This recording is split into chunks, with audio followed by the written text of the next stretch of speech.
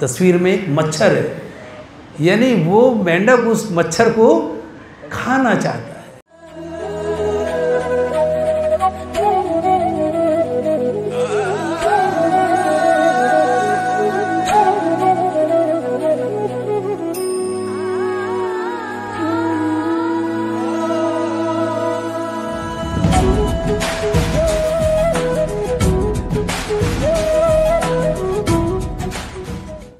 एक सेठ जी घूम रहे थे ऐसे ही सड़क पे रात में, बोले नींद नहीं आ रही।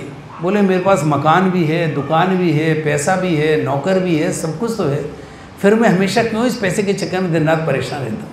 ये मेरी परेशानी कैसे दूर होगी भगवान? अभी वो सेठ जी ऐसा सोच ही रहे थे, तो वो कहते हैं आदमी जब सोचता है तो मन उसका समाधान प्रस्तुत कर देता है। तो उन्होंने देखा कि उनके घर के सामने एक म्यूज़ियम था। उनका चलो आज इस म्यूज़ियम में रात में घूम के आता हूँ।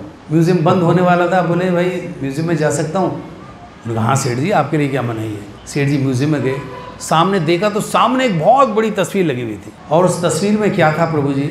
एक सांप एक मेंढक को खा रहा था। चित्र में सांप मेंढक को खा रहा था, तो उसने उसकी आधा वो मेंढक को खा चुका था सांप, और आधा वो जो था मेंढक जो था वो अभी बाहर था। तो उसने वहाँ जो मैनेजर था, जो बंद करने वाला था, बोले ये जो तस्वीर है इसका ये क्या मतलब है? ये मूर्खतापूर्ण बात, एक सांप है और मेंढक को खा रहा है, कितना गंदा चित्र है ये, और आपने इसको म्यूज़ियम के सामने बिल्कुल मेन हॉल में लगा रखा है। तो मैनेजर मुस्कुराया, बोले सेठ जी आपने इस फ़ोटो को ढंग से देखा नहीं है। बोले और कैसे देखें? बोले और ध्यान से देखिए। सेठ जी ने और ध्यान से देखा। बोलिए आप देख रही हैं टांगें तो सांप खा चुका है, लेकिन आगे इसका जो मुंह, इसका मेंढक का जो बचा हुआ है, इसकी जीभ बाहर निकल रही है, ये जीभ से क्या कर रहा है? तो सेठ जी ने और गौर से देखा तो देखा उसमें एक बाहर एक तस्वीर में एक मच्छर है, यानी वो मेंढक उस मच्छर को खाना चाहता है। सेठ जी ये देख के हैरान हो गए, बड़ी देर तक सोचते रह गए और उछल पड़े, बोले हाँ समझ में आ गया मुझे समझ में आज, और मुझे अपने पागलपन का इलाज भी आज समझ में आ गया, मुझे मिल गया। बोले आपका बहुत बहुत धन्यवाद। तो बोले हमें भी बता दीजिए। बोले अरे भैया बात सुनो, ये जो मेंढक है सांप जिसे खा रहा है मौत बन के, लेकिन ये मेंढक अभी भी इतना बेहोश है कि इसका ध्यान अपनी मौत पर नहीं है कि मैं सांप के मुंह में जा रहा हूँ। इसका ध्यान कहाँ है?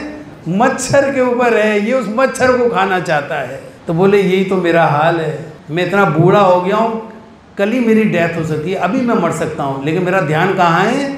मन मेरा मुझे पैसे में, रुपए में, परिवार में इसमें भटका रहा है। मैं इस मच्छर, इस धन के लिए अपने प्राण दे रहा हूँ, और मुझे होश नहीं है कि मैं मौत के जबड़े में हूँ।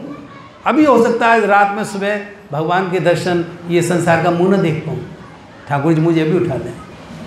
तो ये जो मन है ये ऐसा ही है प्रभु जी, हम मौत के जबड़े में हैं। सांप ने पकड़ रखा है हमको, मेंढक वाली स्थिति है, लेकिन हमारी जीभ काय के लिए लपलपा रही है? अभी भी विषयों के लिए, भोगों के लिए।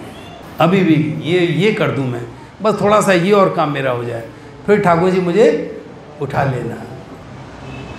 तो मनुष्य जब अपने बारे में, खुद के बारे में जब स्वार्थ बुद्धि से सोचता है तो बुद्धि कहाँ जाती है? विनाश की तरफ। भगवान कहते हैं चलो अगर मन है, मन तो सबके पास है, इस मन को दिव्य भी किया जा सकता है भगवान के नाम से।